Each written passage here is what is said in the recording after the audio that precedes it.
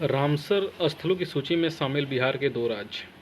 आइए देखते हैं कौन कौन से हैं, ये आखिर चर्चा में क्यों हैं। With 2 more Ramsar sites, India join China eight number 3। हाल ही में बिहार के नागी पक्षी अभयारण्य और नकटी पक्षी अभयारण्य को रामसर सूची में शामिल किया गया है। आखिर इम्पोर्टेंट पॉइंट क्या है, प्रमुख बिंदु क्या है। अब तक भारत रामसर स्थलों की संख्या 82 हो गई है।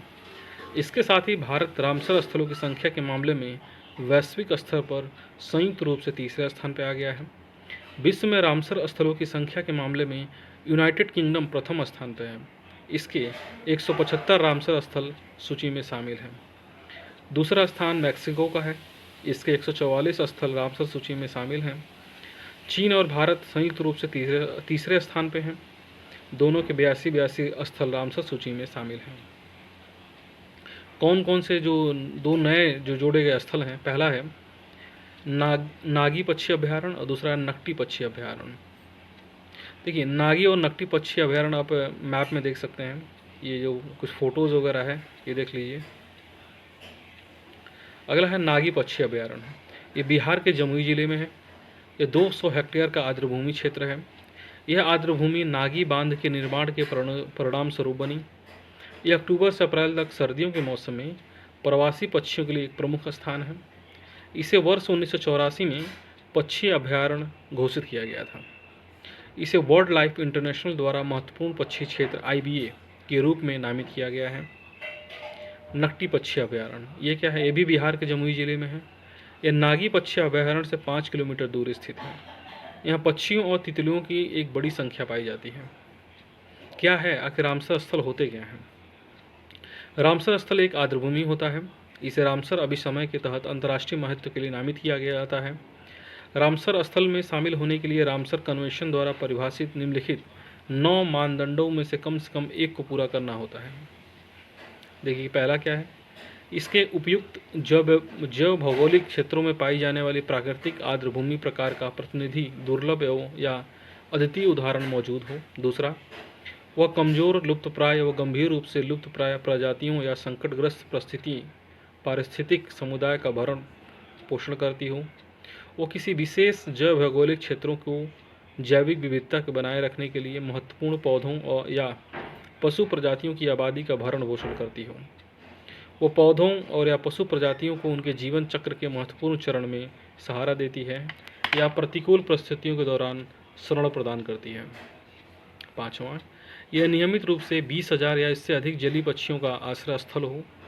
वह नियमित रूप से जल पक्षी की एक प्रजाति या उप प्रजाति की आबादी के 1% का भरण पोषण करती हो। सातवां, वह देसी मछली प्रजातियों के अंतः क्रियाओं या आबादी के महत्वपूर्ण अनुपात का समर्थन करती हो। आठवां, वो मछलियों के लिए भोजन का एक महत्वपूर्ण स्रोत हो, प्रजनन स्थल हो, नर्सरी और या प्रवास पथ हो, जिस पर आर्द्रभूमि के भीतर या अन्यत्र मछली स्टॉक निर्भर करता हो।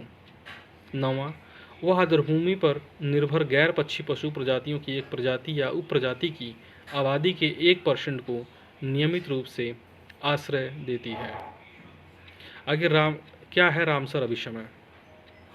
यह वैश्विक आर्द्रभूमि के संरक्षण के लिए एक अंतर्राष्ट्रीय समझौता है। इसे 2 फरवरी 1971 को कैस्पियन सागर के तट पर स्थित रामसर ईरान में हुए एक सम्मेलन में अपनाया गया था। भारत में यह 1 फरवरी 1982 को लागू हुआ।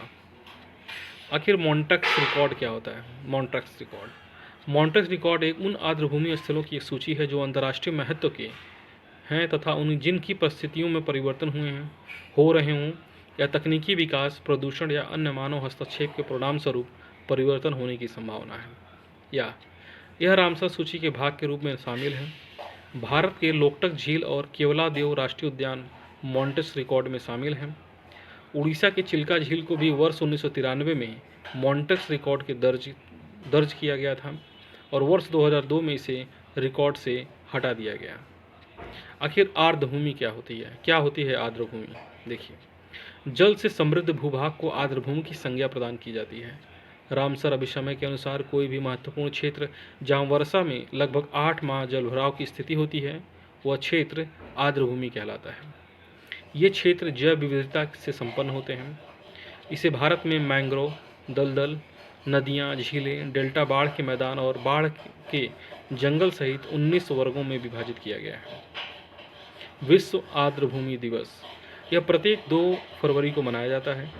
विश्व आर्द्रभूमि दिवस 2024 की थीम है वेटलैंड एंड ह्यूमन वेलबींग। आर्द्रभूमि के विभिन्न प्रकार कौन कौन से होते हैं? आर्द्रभूमि कई रूपों में होती है, जिसमें नदियाँ, दलदल, मैंग्रोव, कीचड़, तालाब, वैलीबोंग, लैगून, झीलें, बाढ़ के मैदान शामिल होते हैं। अधिकांश बड़े आर्द्रभूमि क्षेत्रों में अक्सर विभिन्न प्रकार के मीठे पानी की प्रणालियों का संयोजन शामिल होता है। Thank you.